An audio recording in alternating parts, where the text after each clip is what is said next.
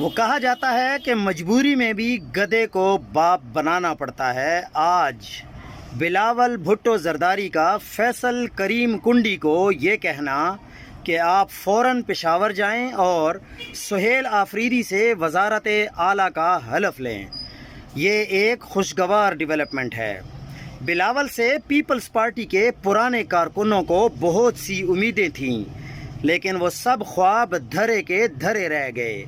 آج بلاول کی وزیر اعلیٰ سندھ کو ہدایت کہ وہ کنڈی صاحب کو اپنا جہاز دیں پشاور جانے کے لیے، تاکہ وہ جا کر وزیر اعلیٰ سہیل آفریدی سے حلف لے سکیں۔ یہ ایک بہت اچھی ڈیولپمنٹ ہے اور اس کا پاکستانی سیاست کو بہت فائدہ ہوگا۔